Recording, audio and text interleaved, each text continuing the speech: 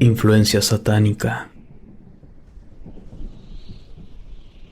Dudé mucho en decidirme a contar esta historia, porque es algo que aún estamos tratando de manejar, y es un capítulo muy difícil para mí y mi familia. Además, las personas suelen no creer en relatos de posesiones, o tomarlo como algo simplemente entretenido, cuando la verdad es que vivirlo en carne propia, como dicen, es completamente distinto. Pero he decidido compartirlo después de este tiempo, por si hay alguien que lo escuche y esté pasando por una situación similar. Soy casada desde hace 15 años y tengo 2 hijas. Para proteger su identidad, en este relato diremos que la mayor se llama Carla y la menor se llama María José. Hace 11 años que vivimos en Ecatepec de Morelos, Estado de México. En el tiempo que empezó a ocurrir lo que voy a contarles, yo me había quedado sin empleo y mi esposo trabajaba en la Ciudad de México. En esa época, Carla, la mayor de mis hijas, estaba pasando por una etapa difícil. No lográbamos comunicarnos bien con ella y en la escuela le hacían constantes llamados de atención. Sin embargo, mi esposo y yo entendimos que eran cosas normales de la edad. La casa en la que vivíamos era de un piso. A veces se escuchaban ruidos en la cocina, como de cosas que se caían, o en el techo, pero no le dábamos mucha importancia, ya que, al ser un primer piso, pensamos que los ruidos venían de la calle. Un día, mientras estaba en la habitación, escuché que algo se había caído en la cocina. Cuando llegué, había una olla y algunos cuchillos en el suelo. Mi hija pequeña estaba allí, así que la regañé por el desorden que había hecho, a lo que ella me juró que no había sido su culpa. Me repitió varias veces que no había sido ella, pero en ese momento pensé que era una excusa. En esos días, Carla me confesó que cada día se sentía peor de ánimo. No podía dormir por las noches y sentía que algo no estaba bien con ella. Yo intenté animarla y le dije que todos tenemos momentos en los que nos sentimos tristes o deprimidos. Al día siguiente salí con mi hija pequeña a hacer unas compras en la tarde. Cuando regresamos, llamamos a Carla, pero no nos contestó. No estaba en la habitación ni en la sala. Entonces vi que la puerta del baño estaba cerrada. Golpeé y la llamé por su nombre, pero no obtuve ninguna respuesta. Seguí intentando y golpeaba la puerta con todas mis fuerzas hasta que logré abrirla. Vi a mi hija tirada en el suelo y tenía un frasco de pastillas a su lado. Estaba consciente, pero no se movía. Afortunadamente, en ese momento llegó mi esposo, y al ver todo lo que estaba pasando, tomó a Carla y salió corriendo de la casa hacia el hospital. Tardaron varias horas en regresar. Cuando volvieron, mi esposo me contó que en el hospital le habían hecho un lavado de estómago. No puedo explicar lo que sentía en ese momento. No podía entender qué había hecho mal o qué le estaba pasando a mi hija. La única certeza que tenía era que debíamos ayudarla. El tiempo pasó y el estado de ánimo de Carla seguía empeorando. Algunos días no quería ir a clases. Empezó a decirme que sufría pesadillas y fue en esa época cuando cerraron las escuelas a causa de la pandemia. Entonces, los 4 empezamos a pasar más tiempo en la casa. Mi esposo tuvo que trabajar desde allí y fue cuando empezamos a notar que algo raro estaba pasando.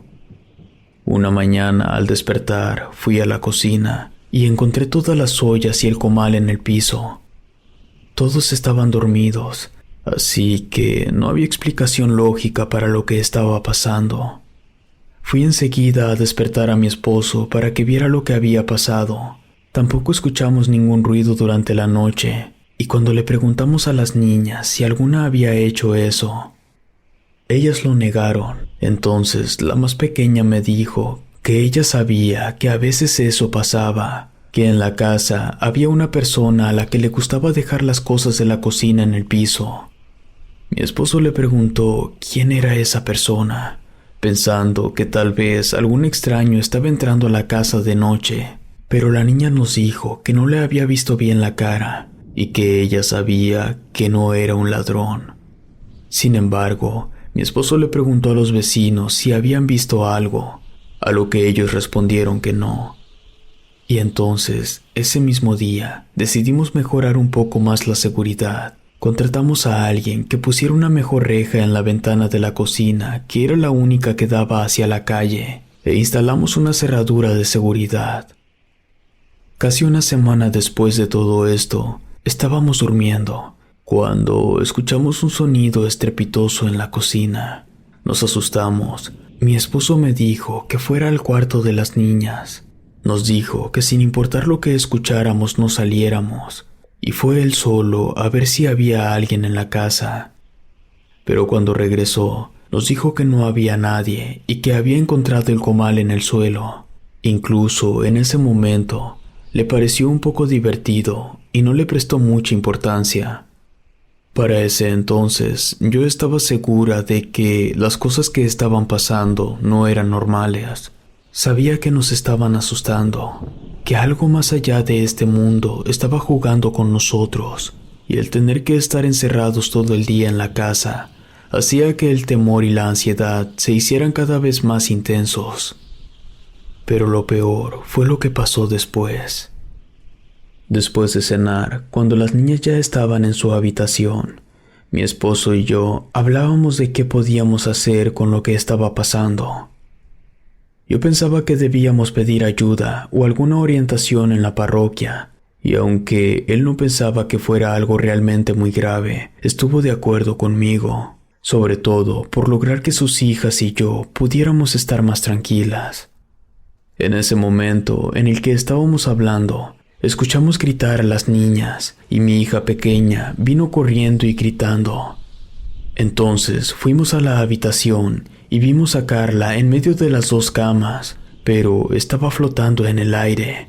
No fueron más de 2 segundos y cayó de golpe al suelo. Nos acercamos a ella para ayudarla a levantarse. No se había lastimado, pero estaba aterrada. Al día siguiente, llamé a una amiga que pertenecía a un grupo de orientación y que además yo sabía que siempre había estado muy cerca de la iglesia. Ella me dio el contacto de un padre que seguramente podía ayudarnos y también se ofreció a hacer una oración por nosotros. Aunque por causa de la pandemia, su grupo no se estaba reuniendo de manera presencial, sin embargo, lo harían desde el lugar en el que estuvieran. Llamé al padre y le conté lo que había pasado. Él escuchó muy atentamente todo mi relato. Me dijo que se ofrecía a ir a ayudarnos, pero sin embargo, intentaría contactar a alguien más, ya que él no era un experto en esos temas, porque solo algunos curas tienen conocimiento sobre exorcismos o cómo combatir entidades malignas. Para nosotros, todo eso parecía salido de una película. Si no hubiera sido porque lo vi con mis propios ojos, no podría dar fe de los hechos. El día en que el padre fue a vernos, estábamos muy esperanzados de que realmente pudiera ayudarnos. Primero habló con todos nosotros y nos pidió que le contáramos más detalles de todo lo que había pasado, incluso de cosas que podíamos haber pasado por alto, como los ruidos que oíamos en el techo. Él pensaba que ahora notábamos los sucesos extraños como las ollas en el piso y los ruidos que escuchábamos como si fuera alguien más en la casa, porque ahora pasábamos todo el tiempo allí. También nos preguntó detalles sobre nuestra relación familiar y le contamos los cambios de ánimo que había tenido Carla y la noche en la que la habíamos visto flotar y caer en la habitación. Entonces nos pidió hablar con ella por unos minutos aparte.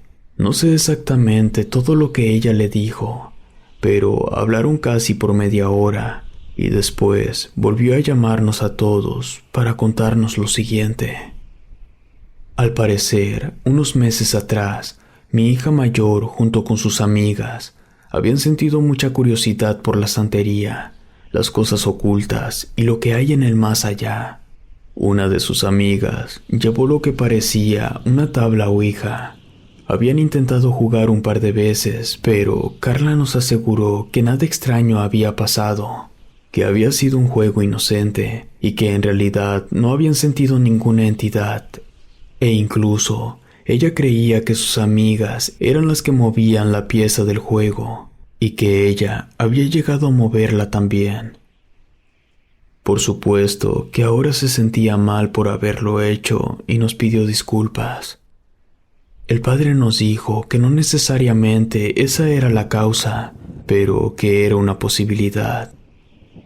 En ese momento solo pude pensar en si mi hija tenía algún espíritu dentro de ella. El padre nos explicó que ese no parecía ser el caso, aunque él no era experto en el tema. Estaba asesorándose con un colega que sí tenía mucha experiencia en ese tipo de casos. Le dijo que en todos sus años de experiencia, realmente nunca había visto una posesión demoníaca. Nos explicó que ellos pueden descubrirla haciéndole pruebas y preguntas a las personas que creen estar poseídas, pero nos aseguró que Carla no lo estaba. Sin embargo, sí podía estar bajo un tipo de influencia demoníaca. Entonces nos explicó que debíamos hacer una serie de oraciones a partir de ahora. Era la única manera de alejar esa influencia que estaba molestándonos.